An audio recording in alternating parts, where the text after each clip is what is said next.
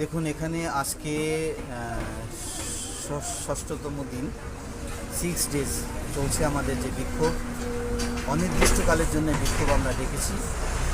ভারতীয় মজদুর সংঘ এর নেতৃত্ব দিচ্ছে বিএমএস, এবং যারা নাকি বিএমএসের এখানে যারা ভেতরে প্লান্টে যারা কাজ করে, তাদের যে দাবি, সে দাবি হচ্ছে এই প্লান্টের ভেতরে শ্রমিক শোষণ একেবারে চরমে, যেটা আজকালকার দিনে এত বড় লার্জ স্কেলে শ্রমিক শোষণ আমার মনে হয় না পশ্চিমবঙ্গে বা ইন্ডিয়ার কোনো প্লান্টে এই ধরনের শ্রমিক শোষণ হয়। একটা শ্রমিকের ন্যূনতম বেতন এই ইন্ডিয়ান অয়েল কর্পোরেশন যেটা দেয় সেটা হচ্ছে 900 টাকা। রিসেন্টলি শুনছি যে ওটা নাকি 1240 টাকা। ওটার কপি আমার কাছে আসেনি, তবে শুনছি এটা নাকি 1240 টাকা। বাট আমি ন্যূনতম যেটা ধরে নিই সেটা 900 টাকা। আর সেই 900 টাকা থেকে শ্রমিকরা কাজ করে, যারা কন্ট্রাক্টের আন্ডারে, ঠিকাদারের আন্ডারে যারা কাজ করে ভেতরে, তাদের গেট পাস দিয়ে ভেতরে কাজ করিয়ে নেওয়া হচ্ছে রেগুলার, মাত্র 300 থেকে 400 টাকা করে দেয়। 900 টাকা অ্যাকচুয়ালি ইন্ডিয়ান অয়েল কর্পোরেশন দেয় কন্ট্রাক্টরকে। সেই কন্ট্রাক্টর যারা লেবারদেরকে যখন নাকি দিচ্ছে মাত্র 300 থেকে 400 টাকা, তাহলে দেখুন 60% অ্যামাউন্ট তাদের মানে হাড় হিম করা পরিশ্রম। এই গরমের ভেতরে এই মেহনতি মানুষ তারা পরিশ্রম করছে 8 ঘন্টা 9 ঘন্টা।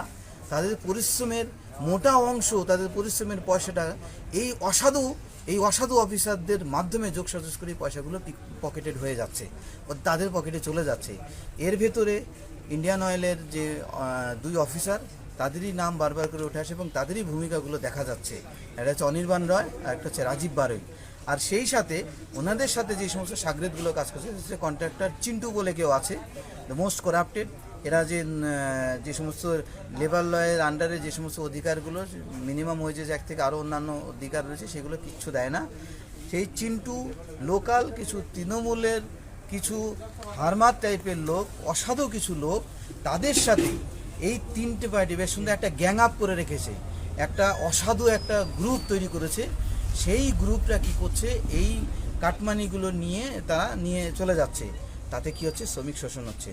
এবং যারা নাকি কন্ট্রাক্টরে যারা নাকি সিকিউরিটি পার্সন ছিল 7 জন, সেই সিকিউরিটি পার্সনকে মেরে ধরে এখান থেকে তাড়িয়ে দিয়েছে। কারা মেরেছে? ওই তৃণমূলের কিছু হারমাদ রয়েছে, সেই হারমাদরা তাকে মেরে ধরে ভয় দেখিয়ে দিয়েছে। এখন আপনারা কি চাইছেন? আমরা চাইছি এই শ্রমিক শোষণ বন্ধ করতে হবে। একতরফা লক্ষ লক্ষ টাকা, 4 লক্ষ 5 লক্ষ টাকা নিয়ে এক একটা কন্ট্রাক্টর ওয়ার্কারকে তারা ঢুকাচ্ছে একতরফা। এই যে এবং তার মানি নিশ্চয়ই ডেফিনেটলি ওই ডিজিএম এবং প্ল্যান্ট ম্যানেজারের পকেটে যাচ্ছে। শ্রমিক শোষণ যখন হচ্ছে, স্যালারি 60% তারা নিজেদের পকেটে রেখে দিচ্ছে, সেইটাকে নিয়ে তারা যখন নাকি কোনো সুরাহা করছে না, এটা পরিষ্কার যে সমস্ত পয়সা দিয়ে তারা পয়সার বিনিময়ে এগুলো কন্ট্রাক্টর ওয়ার্কারগুলো কাজ করছে। আমরা চাই এই 2 অফিসারকে ইমিডিয়েটলি এদেরকে এখান থেকে বদলি করা হোক, না হলে এনকোয়ারি করে তাদেরকে সাসপেন্ড করা হোক। এনকোয়ারি করুক যারা নাকি হেড অফিসে, ইন্ডিয়ান অয়েল কর্পোরেশন হেড অফিসে যারা রয়েছে, তারা একটা টিম পাঠাক, তারা টিম পাঠিয়ে পুরো এনকোয়ারি করুক, এনকোয়ারি করে দেখুক, এবং সেই এনকোয়ারি পিরিয়ডে এই 2 অফিসার যেন এর প্ল্যান্টের ভিতরে না ঢুকতে পারে। এরা যেন এখানে নাকি এদেরকে এখান থেকে ইমিডিয়েটলি এরা যতদিন থাকবে ততদিন পর্যন্ত এই এক্সপ্লয়টেশন, শ্রমিক এক্সপ্লয়টেশন হবে না। কারণ কি এমনভাবে এরা গ্যাং আপ করে রেখেছে যে এরা আইনের কোনো ভয় পায় না। কারণ মডেল কোড অফ কন্ডাক্টের সময় এরা 35 জনের ওপরে লক্ষ লক্ষ টাকা নিয়ে এই মডেল কোড অফ কন্ডাক্টের ভিতরে এরা শ্রমিকদেরকে নিয়োগ করেছে 35 জন। এবং আমরা সেই বিষয়ে এসডিওর কাছে কমপ্লেন্টও দিয়েছি। তো আমরা চাই শ্রমিক শোষণ বন্ধ হোক। তাদেরকে নাকি বের করে দিয়েছিল যে সিকিউরিটি অফিসার পার্সোনালদেরকে, তাদেরকে অবিলম্বে ওখানে পুনর্বহাল করা হোক এবং এই 2 জন অফিসারকে বাইরে। আপনাদের দাবি যদি না মানে কর্তৃপক্ষ, তাহলে আপনারা কি করবেন? আমরা যতদিন না পর্যন্ত ওইটা দাবিগুলো না মানছে, কমপক্ষে ওই 2 অফিসারকে এখান থেকে অপসারিত করতে হবে। ওই 2 অফিসার যতক্ষণ না পর্যন্ত অপসারিত করবে, আমরা অনির্দিষ্টকালের জন্য এখানে বসেছি। এটা 5 দিন 7 দিনের জন্য নয়, এটা আগামী 3 মাস অবধি আমাদের পুরো প্ল্যান করা রয়েছে। আমরা আগামী 3 মাস পর্যন্ত এখানে বসবো, যতক্ষণ না পর্যন্ত 2 অফিসারকে এখান থেকে অপসারিত করা হয়। এটা কি কর্মবিরতি, মানে যারা শ্রমিক রয়েছে তারা কি কর্মবিরতি করছে নাকি না কাজও করছে আবার এটাও করছে?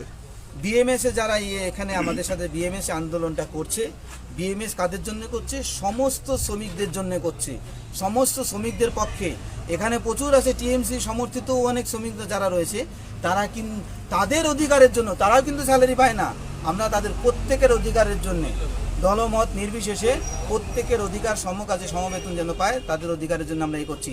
আর সেই সাথে আমরা এখানে বিএমএসে যারা রয়েছে, তারা এই প্লান্ট যাতে সচল রাখা যায় তার জন্য সমস্ত ধরনের প্রয়াস করছে। প্লান্টে দেখেন এক্সিট এবং এন্ট্রি এক্সিট কোনো রকমের কোনো ডিস্টার্ব হচ্ছে না, গেট খুলছে, ট্রাক যাচ্ছে, মালপত্র নিয়ে যাচ্ছে, মালপত্র নিয়ে যাচ্ছে। আর যারা নাকি বিএমএস করছে, যারা এখানে রয়েছে রোটেশন ওয়াইজ, তারা প্রত্যেকেই কাজ তাদের ডিউটিটা করে তারপরে আসে। যেই লোড আনলোড হওয়ার পরেই তারা এখানে আসে, আবার একটা সেই ট্রাকে যখন নাকি হবে, আবার যে অন্য ট্রাক ঢুকবে ততক্ষণ ওই পিরিয়ডটা আবার এখানে আসে। কোনো রকমের কাজের কোনো ডিস্টারবেন্স আমরা করছি না। যত আমাদের শুধুমাত্র ওই দুইজনকে আমরা এখানে আমরা আটকাচ্ছি, কারণ কি তারা টাইম দিয়েছিল এদের সাথে বসার জন্য 22 তারিখে, তারা বসেনি। আমাদের প্রথম থেকে কমসে কম বসতো, কন্ট্রাক্টরে নিয়ে বসে, কন্ট্রাক্টরের দালালি করছে, কন্ট্রাক্টরের দাবিদারি করছে এরা, কন্ট্রাক্টরের হয়ে এরা বলছে যে কোথায় কোথায় গেছে, আসতে পারছে না, প্রচণ্ড ব্যস্ত, অন্য অনেক জায়গায় প্ল্যান্টে দিয়ে চলছে। তার মানে তুমি অফিসার না সে অফিসার? এই কন্ট্রাক্টরকে রেগুলেট করার দায়িত্ব তাদের। এই প্ল্যান্টের ভেতরে যদি শোষণ হয়, কন্ট্রাক্টর যদি শোষণ করে কোনো শ্রমিকের, তার দায়িত্ব কিন্তু রেগুলেট করার দায়িত্ব কিন্তু এই দুই অফিসারের।